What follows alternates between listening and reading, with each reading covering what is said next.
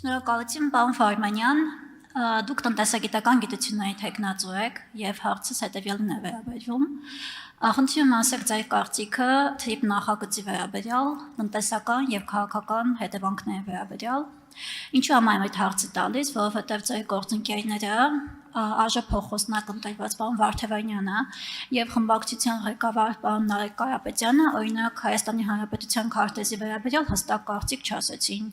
Հստակ կարծիք չի հնչում խաղաղության պայմանագրի վերաբերյալ եւ այլ հարցերի վերաբերյալ։ Խնդրում եմ հստակ ձևակերպեք ձեր պատասխանը թիպ նախագծի վերաբերյալ։ Շնորհակալ եմ։ Սկսեմ վերջից ձեր թույլտվությամբ։ Ուրեմն ինչ վերաբերում է խաղաղությանը։ Դուք եք հայտարարում, որ խաղաղությունն արդեն եկել է։ Մենք չենք հայտարարում, մենք գտնում ենք, որ խաղաղության պայմանագիր դեռևս չկա կնքված կամ բազմաթիվ ռիսկեր, ձեր դիրքորոշումն է, ձեր կարգախոսն է, տեր կանգնիր խաղաղությանը։ Հիմա ուզում եմ հարց տալ։ Խաղաղության շրջանակներում դուք ասում էիք, որ Ադրբեջանից մենք ունենք ապրանքներ ներկրվող, որը խաղաղության բաղադրիչ է,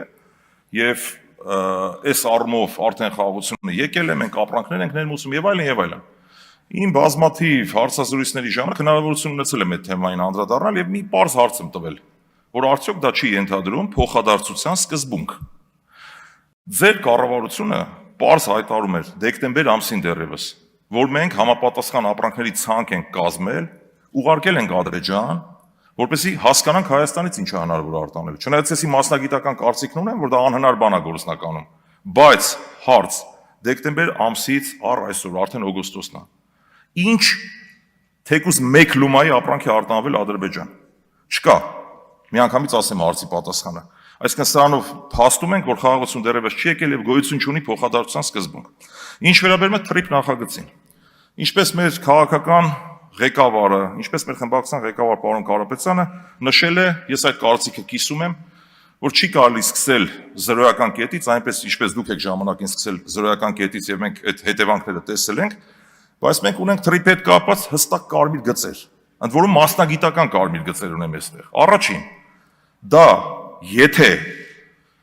տարանցիկ ճանապարհ է սովորական, մենք խնդիր չունենք թրիպի հետ։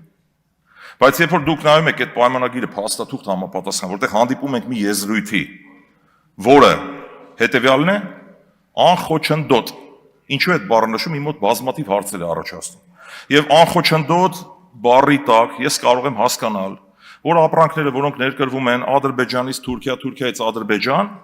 ուրեմն անխոչնդոտ, եթե երթևեք են, եթե դա չլինի տարանցիկ ճանապարհ, ես տեղեկատվության չեմ տիրապետում։ Մենք ես անձամբ ես լավ խմբակցության անունից չասեմ, որ թյուրիմացություն չառաջանա, ես դեմ կլինեմ այդ նախագծին, որպես մասնագետ։ Ինչ վերաբերում է անխոչնդոտի հաջորդ շարունակությանը, տեսեք ինչ խնդիր կա։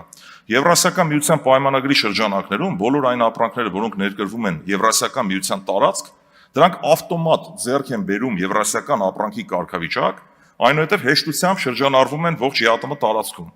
Հիմա իմ մոտ հարց է առաջանում, երբ որ ապրանքը մտնի Թուրքիայից, ասենք Հայաստանի տարածք, եթե անխոչնդոտ է լինելու,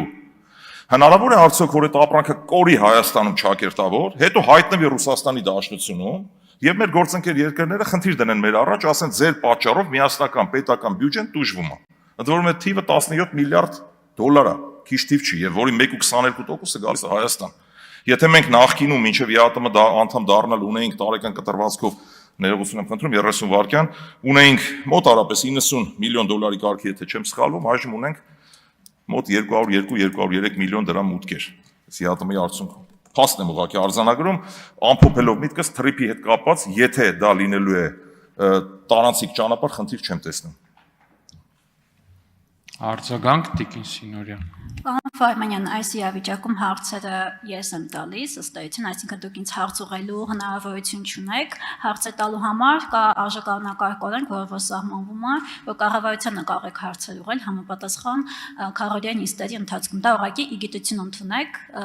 եւ կարող եք կանոնակարգ օրենքը եւս մեկ անգամ կարդալ։ Իսկ ինչ վերաբերվում է թրիփին, բոլոր փաստաթղթերը հրապարակված են եւ դրա վերաբերյալ թե հանրապետության վարչապետը եւ թե արտգործնախարարը մի քանի անգամ արդեն մեկնաբանել են։